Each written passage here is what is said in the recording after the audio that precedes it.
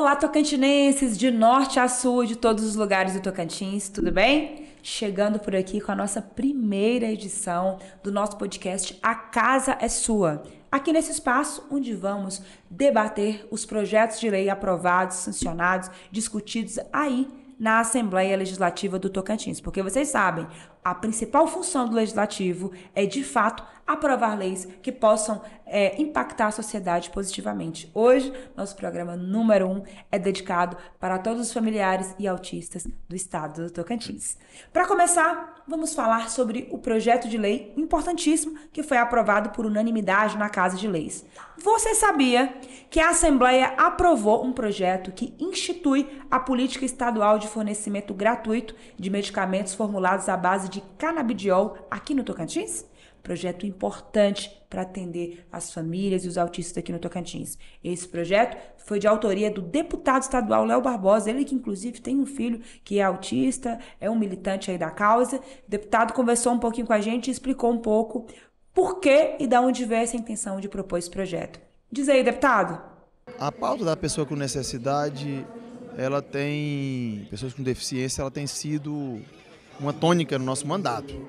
E a gente tem apresentado projetos de leis, como é o caso desse medicamento. O canabidiol, ele é comprovado cientificamente que ele traz melhorias para diversas situações. E a gente apresentou para que o governo pudesse fornecer. O governo busca a regulamentação. Infelizmente, houve novamente uma discussão no STF em função dessa distribuição, mas o mais importante é que a gente está conseguindo chamar a atenção do governo para essas pautas. Já criamos a Superintendência da Pessoa com Deficiência, o governo já começou a emitir, por exemplo, as carteirinhas para autista, o nosso IC, já estamos discutindo a implantação de IC em Dianópolis e em Guaraí, e dessa forma a gente vai buscando fazer da política da inclusão uma pauta de Estado. A Superintendência está buscando, primeiramente, catalogar o número de pessoas com deficiência no Estado para que a gente possa ter realmente um levantamento daquilo que o Estado precisa fazer e quantas pessoas precisam ser atendidas. Então, elas desenvolvem políticas públicas, bons projetos de leis. Nós estamos também aqui já em fase avançada da implantação daquela clínica do centro para autistas. Já estão fornecendo órteses e próteses no SEI, já estão fabricando novamente, importante para a reabilitação de quem sofre um acidente, quem sofre uma amputação. Então a superintendência ela vem justamente para atuar na pauta da inclusão e na defesa das pessoas com deficiência. Muito obrigado, deputado Léo Barbosa, pela sua explicação. E agora é com a gente aqui. Agora o projeto é seu, a casa é sua e o legislativo tem que ser portas abertas para ouvir e para apresentar projetos em prol da população. E nesse intuito que a gente começa agora um bate-papo super bacana e leve sobre esse assunto, autismo aqui no Tocantins e o impacto dessa lei aprovada. E para começar a debater isso, tenho aqui duas convidadas super especiais. A nossa primeira convidada é pedagoga, especialista em neuropsicopedagogia clínica e também em análise do comportamento aplicado. É mestranda em intervenções psicológicas do desenvolvimento e na educação. É também capacitada em ABA, já ela vai dizer o que é isso. Palestrante na área de inclusão pedagógica, 16 anos de experiência na educação e mais 10 de experiência na educação inclusiva, que coisa bacana. E também é especialista em avaliação e intervenções neuropsicopedagógicas. Nossa, olha só que bacana. Quem está com a gente aqui hoje, nossa primeira convidada é a Valdete Alves Pereira Coelho. Valdete, que currículo, hein, menina? Um pouquinho de estudo aí, né? A causa nós amamos muito e quanto mais você estuda, mais você pensa assim, não sei quase nada, preciso estudar mais ainda. Bacana. E como o autista, nenhum deles é igual ao outro, então faz-se necessário a gente estar sempre em capacitação, sempre estudando como melhor atender aquele autista, porque eles são únicos. Uma intervenção que dá para um, não dá para o outro. Então, a gente precisa estar o tempo todo em capacitação e daí vem esse anseio, esse desejo de estar melhorando. Não é o currículo, é a necessidade de saber.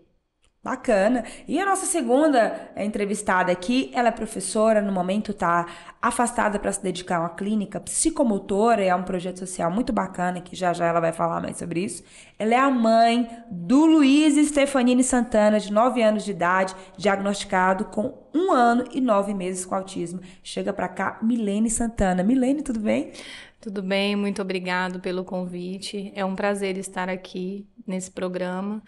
com a minha colega aqui também, mãe, né? Bacana. E profissional. Falar sobre o autismo para mim é muito importante, né? Levar o autismo a todos os cantos aí do nosso estado e para o Brasil, para que as pessoas tenham mais conscientização da nossa causa e para que ele seja mais visto na nossa sociedade.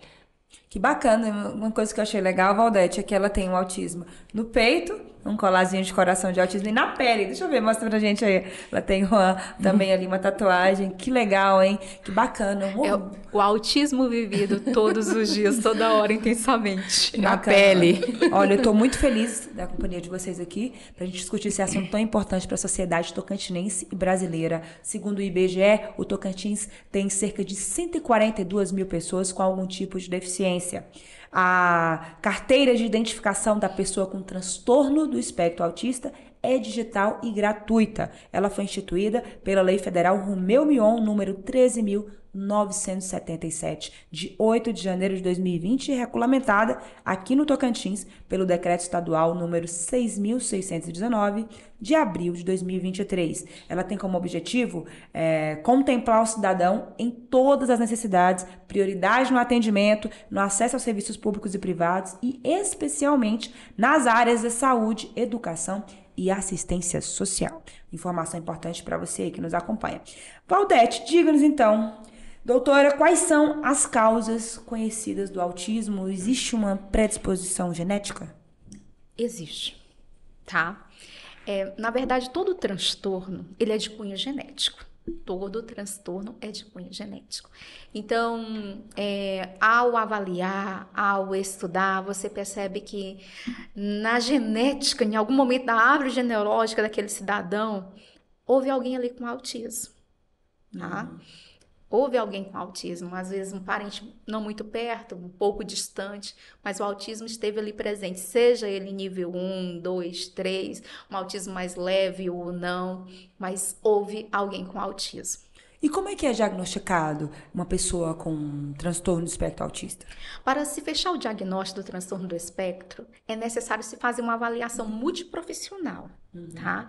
Nenhum profissional fecha sozinho. Então, a gente precisa de uma equipe composta por psicólogo, tá? Alguém da área da psicologia que vai avaliar as habilidades cognitivas, o comportamento, tá? E entra depois o fonoaudiólogo avaliando assim a linguagem daquele indivíduo, o comprometimento, se há ou não há prejuízo.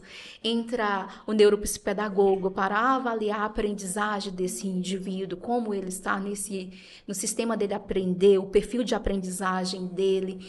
E também nós entramos aí com terapeuta ocupacional para ver a funcionalidade de vida desse indivíduo e para fechar o diagnóstico, depois de todos esses raciocínios clínicos, é o neurologista, o neuropediatra e, dependendo da idade, psiquiatra. Milene, me conta, como é que foi para você descobrir que seu filho era autista? Como é que você descobriu?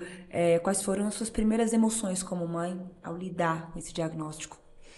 Então, o Luiz, aparentemente, ele desenvolveu as suas habilidades normalmente, que eu falo, até 1 ano e 6 meses.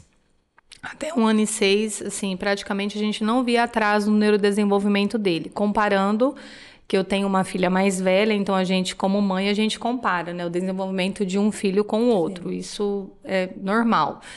E comparando, não tinha percebido nenhum atraso significativo quanto às questões do Luiz especificamente. Aí, entre 1 ano e 6 e 1 ano e 8, o Luiz teve uma regressão na questão da comunicação, da fala, né? Ele já falava algumas palavrinhas e aí ele parou de falar. Ele não tinha uma fala comunicativa, né? Ele falava palavras... como que eu posso dizer? Palavras aleatoriamente, né? Então, assim, mas até essas palavrinhas ele perdeu e parou de falar. Como ele estava com dificuldade na comunicação, ele começou a desencadear outros comportamentos, como autoagressão e heteroagressão. Então, a gente começou a perceber que tinha algo, né, diferente no comportamento dele. Algumas outras questões também, por exemplo, ele chegava às vezes roxo da creche, machucado, e a gente perguntava para a professora, você percebeu alguma coisa, se ele caiu, se machucou, né? Porque geralmente as crianças choram, né, quando se machucam. E a professora falava, não, olha, a gente não percebeu nada, né, não viu nada. E a gente como mãe, nossa, será que tá tendo algum problema no CEMEI, né? Ele estava no Centro de Educação Infantil, que a gente não tem percebido, mas a gente começou a investigar mais, observar mais, e nós percebemos que ele se mordia, e ele não tinha sensibilidade da dor. E nós observamos alguns outros tipos de comportamento com essas questões da sensibilidade, que não é, né, típico para uma criança que está dentro do desenvolvimento da sua faixa etária, quando meu marido encostou a moto em casa e a gente percebeu que ele encostou a perninha no escapamento da moto e a perna dele praticamente fritou, né? Vou falar fritou, linguajar bem assim. E ele ficou com um hematoma muito grande e ele não teve reação nenhuma, nem de dor, nem de expressão, nem a expressão facial dele mudou. Aquilo, para ele, foi muito natural e continuou brincando, né? Sozinho, porque ele tinha essas questões de não socializar com as outras crianças, né? E lá em casa tinha a menina que também era criança menor na época, ele não brincava muito com ela, ele preferia ficar só com os brinquedos específicos que a gente chama de hiperfoco. E nesse dia eu percebi assim, não, tem algo errado, né? Para uma criança queimar desta forma e não sentir dor. E ele começou, a gente chamava ele pelo nome, ele não atendia, não se voltava. Primeiramente eu achei que ele estava com algum déficit na audição. Aí levei na otorrino primeiro. Aí a otorrino, a doutora Josiane, até a quem eu agradeço muito, fez todos os testes nele de audição, falou, não, Milene, a audição dele é preservada, 100%. A gente fez os testes e ela falou, olha, você já suspeitou, porque aí eu coloquei essas outras questões com ela. Ela falou assim, você já levou ele para fazer uma avaliação? O Luiz tem características de uma criança com autismo. E, na realidade, como eu sou professora da área da educação há muitos anos também, eu já tinha percebido que alguns comportamentos não eram típicos iguais das outras crianças da faixa etária. Mas a gente, como mãe, a gente tem uma dificuldade para aceitar, né? De enxergar mesmo, né? Tipo assim, não, meu filho tem alguma coisa. Mas nessa conversa com a doutora Josiane, ela me orientou que eu procurasse uma avaliação. E foi quando eu procurei a neurologista, a doutora Graziella, que atende muito bem aqui, assim, atende as famílias aqui no estado do Tocantins, é uma referência, e a doutora Graziella observou e pediu para que fizéssemos todas essas avaliações, né, que a Valdete colocou aqui, necessárias. E aí foi um processo muito difícil, porque a gente, na época, não tinha condições financeiras assim, e o plano de saúde, eu não tinha todo esse conhecimento que eu tenho hoje para brigar contra os planos de saúde para que fizesse essas avaliações pelo plano e pelo SUS. Na época não tinha esse tipo de atendimento, a gente ficava muito tempo na fila. E aí nós levamos, ele fez toda a avaliação, a gente apertou, né? Na época a gente até vendeu um veículo para tentar fechar o diagnóstico, porque as terapias aqui em Palmas, há 7 anos atrás, não tinha tantos profissionais igual hoje, graças a Deus nós temos, né? E foi onde nós fechamos o diagnóstico do Luiz. E a partir daí a gente começou a travar uma outra luta diária, né? Que é buscar os atendimentos para que ele melhorasse as habilidades que ele tinha em déficit ou que faltavam para aquela faixa etária. Imagino, que história, hein? Doutora Valdete, com base no que ela falou, eu fiquei aqui pensando, existem diferentes graus de autismo, né? Quais são as características de cada um desses graus, para quem está nos assistindo entender mais? Eles se caracterizam hoje dentro do DMS-5, que é um documento que rege todos os transtornos de diagnóstico. Foi caracterizado em níveis. Nível 1, tá? Que é o autista que tem um intelectual mais preservado, ele tem menos caracteres, entendeu? Então, ele consegue levar consegue um pouco se socializar, tá? Mas ele fala, às vezes ele tem dificuldade em manter uma conversa, mas ele conversa. Tá? Então, ele tem uma linguagem preservada, ele tem um cognitivo preservado. E se ele entrar com as intervenções certas, ele vai conseguir ter uma vida totalmente funcional. Tá? Vai ser uma pessoa que vai ser um diferencial naquele foco que ele quiser na vida. Então, se ele fizer as intervenções certas, então ele vai ser um excelente profissional naquilo que ele desejar, naquilo que for o foco da vida dele. O nível 2, ele é um moderado, antigo moderado. Então, ele necessita um pouco mais de suporte. Os níveis são de suporte. Nível 1 necessita pouquíssimo suporte. Nível 2, ele necessita já de suporte em tudo que ele for fazer. Tá?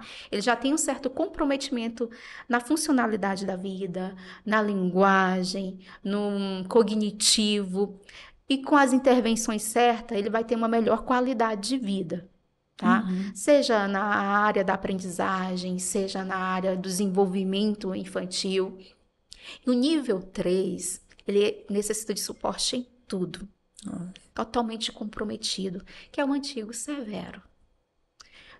Linguagem totalmente com prejuízo, precária e às vezes não verbal, tá? Coisas simples como abrir uma garrafinha, como levar uma comida à boca, para ele já necessita de um certo suporte, tá? De uma intervenção certa para ele conseguir força nessa mão para levar a comida até a boca, tomar um banho, tirar uma roupa, coisas que pra gente é muito sutis. Para ele necessita de um suporte total. Doutora, você também tem um filho ou filha que tem autismo, correto? Tenho. Quantos sim. anos que é? Hoje ele está com 13 anos, uma adolescente. Uma adolescente. Isso. Qual que é o grau de... O meu filho, ele é diagnosticado nível de suporte 3. E o Luiz?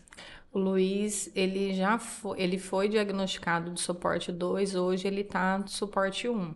Nossa, que As bacana. intervenções levaram... Intervenções precoces, né? Que legal. Milene, quais são os principais desafios que uma mãe de um filho autista hoje tem aqui no Tocantins, principalmente? Olha, uma das principais dificuldades, assim, que eu percebo conforme ele foi crescendo é a questão da inclusão escolar, da adaptação no âmbito da escola. Ele passou pelo CEMEI, o Centro de Educação Infantil, mas aí depois logo ele já foi para a pré-escola e assim, hoje ele está no ensino fundamental 1, né? Está no 3º ano do ensino fundamental, mas a gente sempre trava uma luta, né? Porque a gente tem essa dificuldade que no caso dele, como o nível de suporte dele, né? Às vezes as pessoas acham que ele não precisa de adaptações, né? Que as adaptações não são necessárias. Então, muitas coisas passam despercebidas nesse contexto da escola, né? Às vezes coisas que às vezes a professora acha, não, seu filho não precisa disso, né? Mas eu sei porque eu estou no dia a dia com ele, né? Sim. As demandas, a gente sabe eu até falo da rotina, que às vezes é cansativa, né? Às vezes na escola, ele está esse período lá, mas às vezes eles não sabem as intervenções que são feitas no externo, né? Então ele vai para a escola no período matutino, mas no período vespertino ele inicia a terapia às 14 e finaliza às 18. E às vezes em casa a gente acaba sendo terapeuta também, porque a gente tem que fazer o máximo possível para ajudar os profissionais em casa também, porque senão a gente não consegue ter um resultado tão positivo, né? É uma extensão. Né? O meu desafio, eu acho que o maior ainda está sendo essa questão da escola.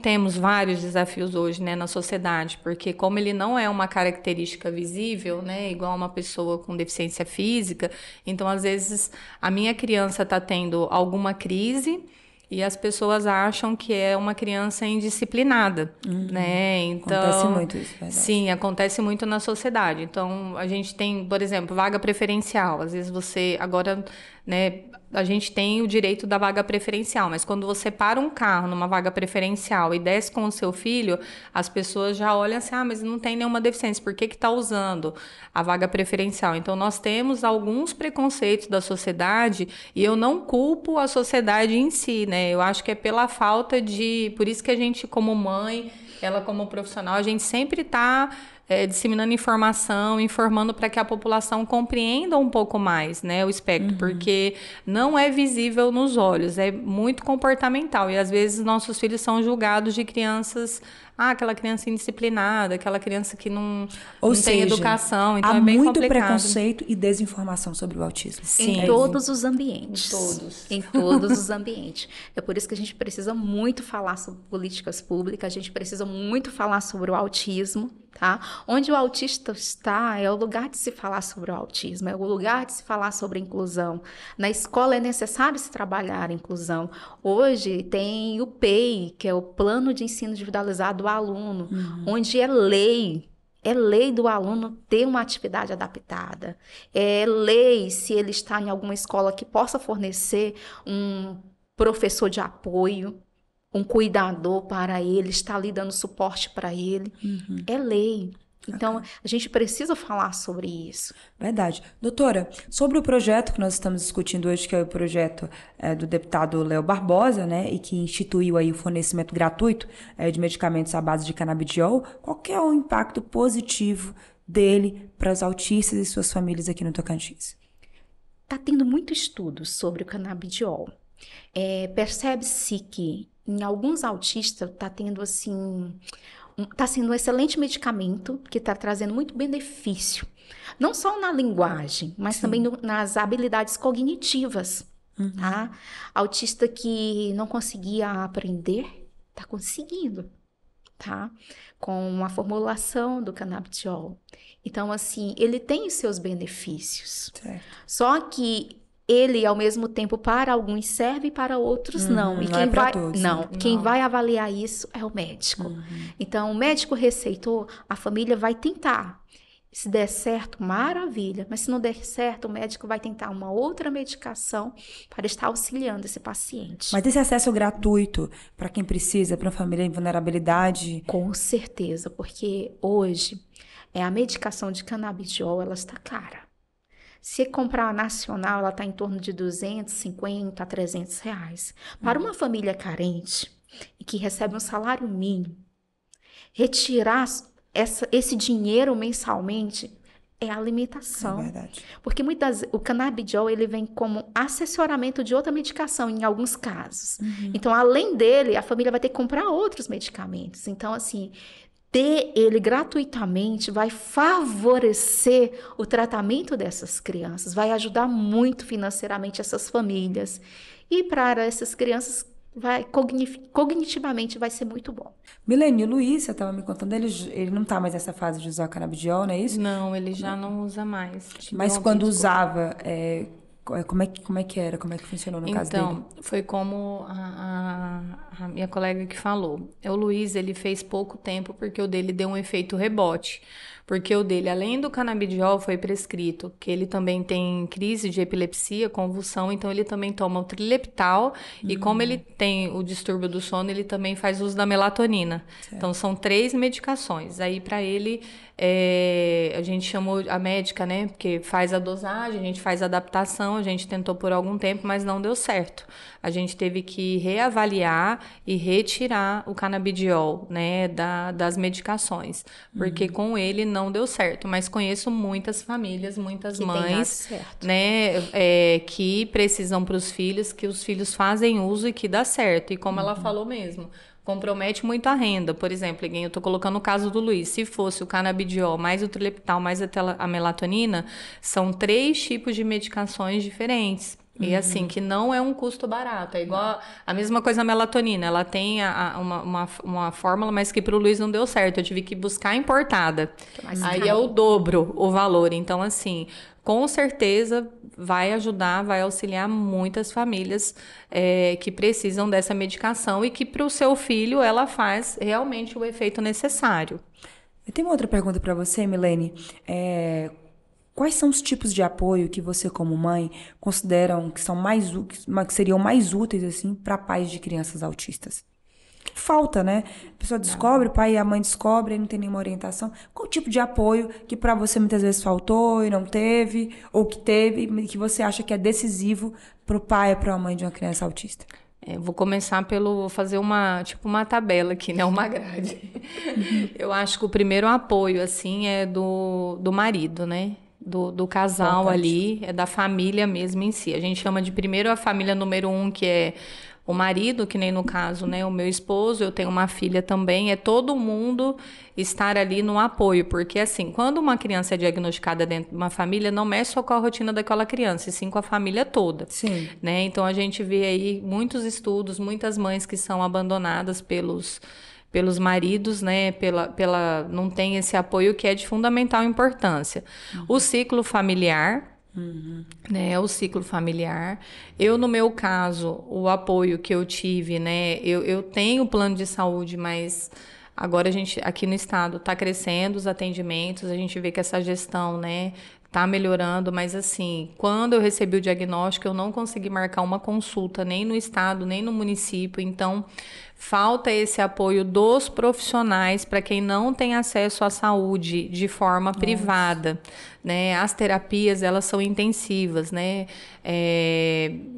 Psicologia, o paciente faz um intensivo na semana, e geralmente no sistema do SUS você não consegue dessa intensidade porque falta profissionais, né?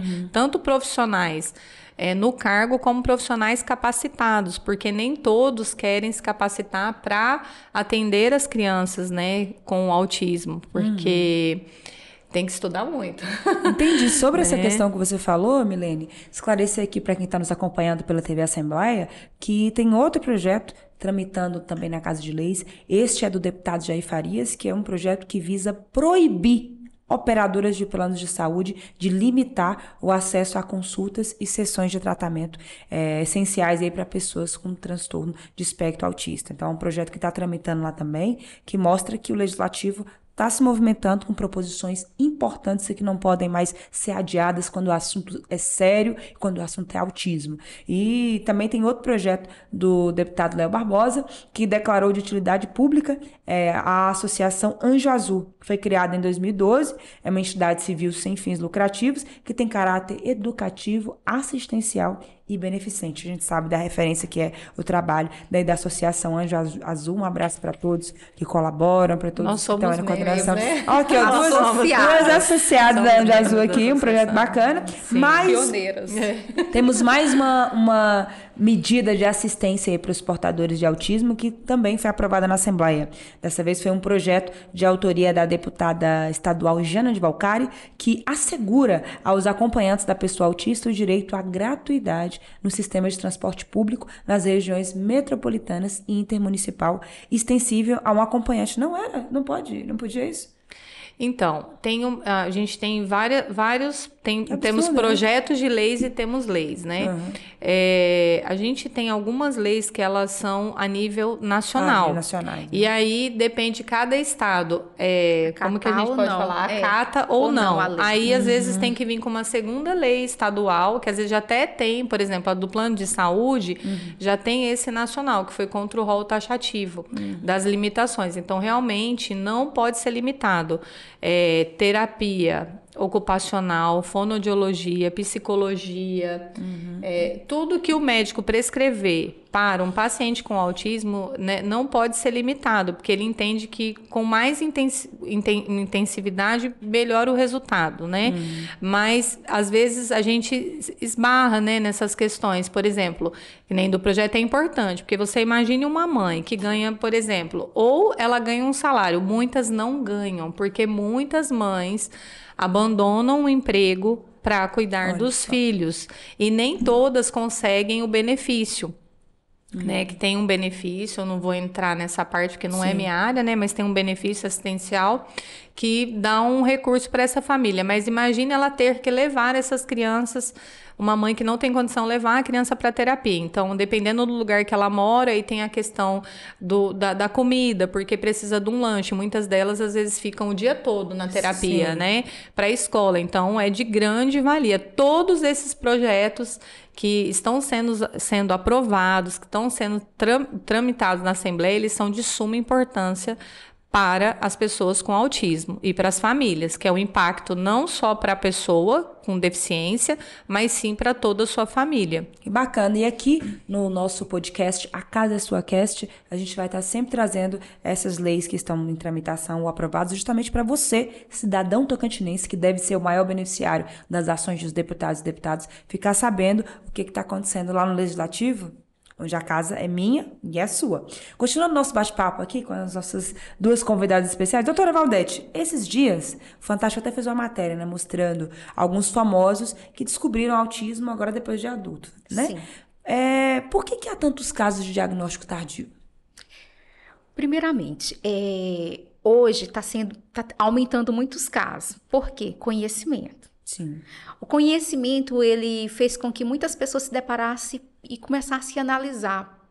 Poxa vida, eu tenho isso aqui. Minha vida sempre foi assim. Então, elas procuram um profissional, passam um processo avaliativo e descobrem que elas têm transtorno do espectro autista. Acontece muito também quando a gente começa a avaliar precocemente uma criança, quando a gente começa a fazer algumas perguntas aos pais. Mas eu também era assim. Eu também era assim. E muitos pais têm fechado o diagnóstico proveniente do diagnóstico do filho, tá? E essas pessoas que, de alguma forma, têm o diagnóstico tardio, elas ficaram com algumas coisas comprometidas, principalmente as habilidades sociais, relacionamento interpessoal. Elas poderiam ter uma melhor qualidade de vida hoje, seja no trabalho, no relacionamento, às vezes na vida conjugal, sabe? Relacionamento de casal. Tem muitos que não levaram o casamento para frente, porque o parceiro não o entendia. Com o diagnóstico, há uma compreensão. Vai saber que muitas das vezes ele não abraça, não é porque ele não ama, é porque ele tem a dificuldade sensorial em abraçar. Olha. Que muitas vezes ele não fala olhando no olho, não é porque ele não gosta de você ou porque ele não te admira, ou ela não olha para você, não é porque ela não te admira, é porque ela tem uma dificuldade do contato visual. Então, o diagnóstico ele é libertador. Conhecer o autismo liberta. Para uma pessoa que pertence a uma família que tem outro com transtorno do espectro, também é libertador saber que aquela pessoa agora tem o espectro, porque ele começa a compreender as atitudes e o comportamento daquele indivíduo. E começa a entender que em algumas situações não é porque ele não o amava, e sim porque eram características do espectro e que ele luta todos os dias contra aquilo. Olha só que bacana. Milene, que conselhos você daria para outros pais ou mães que estão passando por desafios semelhantes ao seu, como mãe de uma criança autista? Assim, o que eu sempre, nas rodas de conversa, eu vou responder sua pergunta, mas vou pegar só um gancho do que ela falou aqui, Sim. que essa semana a gente teve roda de conversa, né, no grupo de apoio, e aí só essa semana 3 famílias, né, 2 pais e uma mãe me procurou na roda de conversa e falou assim: Milene, essa semana eu fechei meu diagnóstico de autismo. Olha. Aí eu peguei e falei: sério? É sério, porque eu já tinha comentado com você que devido a algumas coisas que eu vi no meu filho ou na minha filha, porque tem uns lá que são meninos e outros meninas, eu fui tentar procurar ajuda porque eu vi muitas características em mim.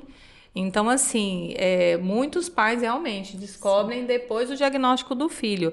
E também porque a gente não tinha tantos profissionais que conseguiam aplicar os testes em adulto. Hoje nós já temos, né, profissionais capacitados que conseguem fazer o diagnóstico específico para o adulto.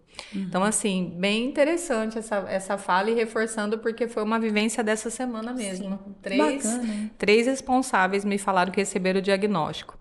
Bom, o conselho que eu dou é informação, é estudar, né? Quando eu recebi o diagnóstico do meu filho, eu né, sou pedagoga, eu já tinha um conhecimento mais na parte pedagógica, não tão específico para o diagnóstico do autismo, mas assim, eu fui estudar, eu fui aprofundar para que eu conseguisse trazer uma melhora de qualidade de vida, tanto para o meu filho como a minha família, né? E às vezes, deixar o preconceito de lado, porque às vezes o preconceito está dentro da própria família que não aceita o diagnóstico, né? A partir do momento que a gente fica nesse luto, que a gente perde tempo com isso, não aceitando, a criança está desenvolvendo, a poda neural dela está andando e está E a janela sendo comprometendo. fechada. Sim, quanto mais a criança vai crescendo, mais difícil fica. Então, o conselho que eu dou é estudar, é buscar profissionais capacitados, que nós temos aqui, né, no nosso estado, muitos profissionais capacitados em todas as áreas.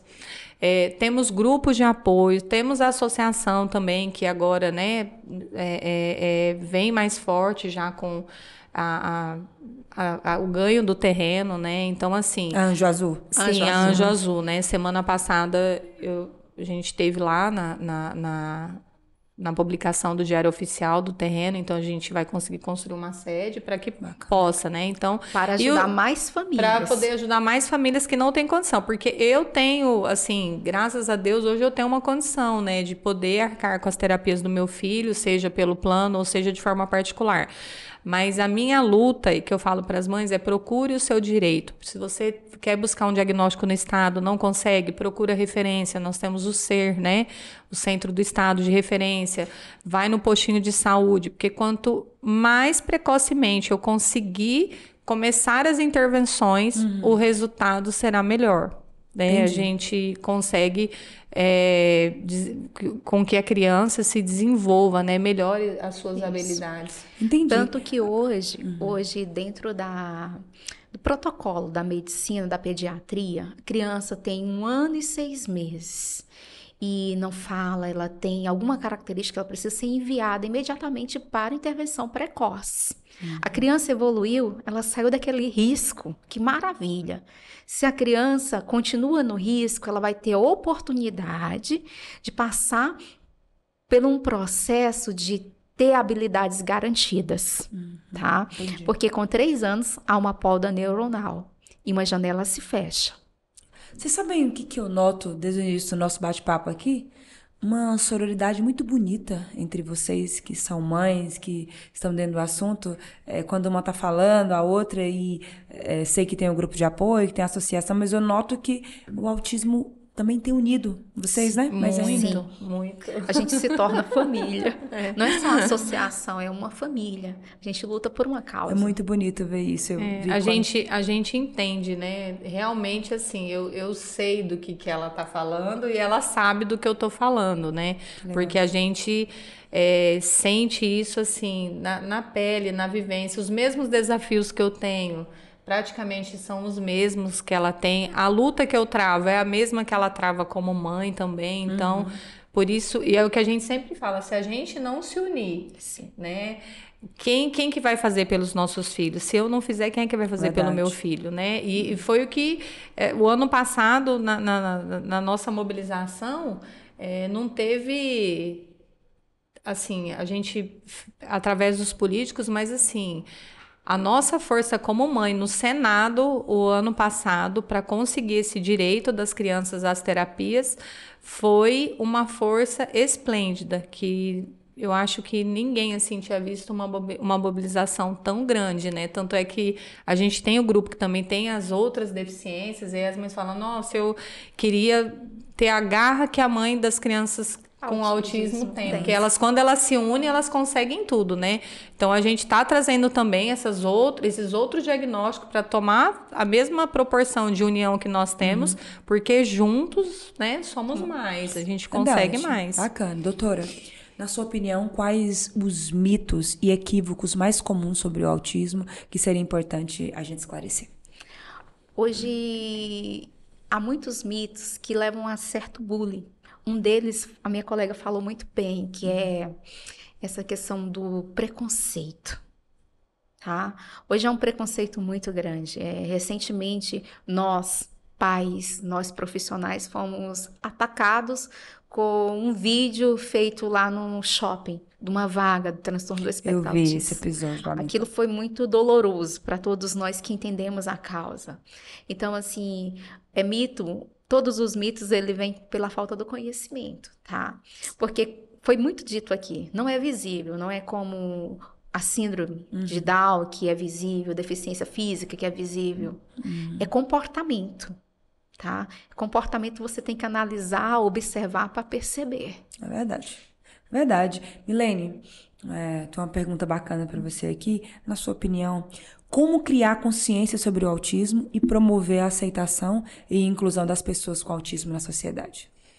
Olha, eu sempre falo essa palavra, né? É informação, é divulgar, é levar o conhecimento, é como a minha colega falou, né? A gente tem as ações, a gente não fica preso dentro da nossa casa, né? A gente vai para as escolas, a gente vai onde a gente tem que ser visto, a gente faz carreata, ela tem um projeto lindo na igreja também. Comecei recentemente, inclusão na igreja. Porque tô recebendo no consultório crianças que estão há 3 anos sem frequentar a igreja. Acontece também a falta de inclusão na igreja. E não é às vezes porque eles queiram, falta de conhecimento. Por falta de conhecimento, de como acolher aquela família. Família, profissional, precisamos ensinar essas pessoas como se comportar com o autismo. Que lá também é lugar para eles. Bacana. Então, todo lugar que eu vou, né, por exemplo, a gente teve um caso aqui também muito assim, que as famílias criticaram. Eu sempre tenho assim, se coloque no lugar do outro, né? Hoje eu tô assim, mas amanhã pode ser você, assim sucessivamente. Teve um caso numa pizzaria aqui que negou, que aí acho que a criança queria alguma coisa que não podia, e aí colocaram lá e vão processar a pizzaria tal. O que eu falei, né? As pessoas pediram minha opinião. Eu falei, olha, eu creio que não é por mal que as pessoas fazem. Às vezes tem, né? Na fala, a gente pode errar e pecar, mas vamos fazer o seguinte, vamos levar essa informação até essa pizzaria, vamos levar uma capacitação para esses profissionais que erraram. Muitos deles nem sabiam o que era, então não sabiam com o que estavam lidando, achavam que era uma questão de indisciplina, porque a criança queria aquilo por uma birra.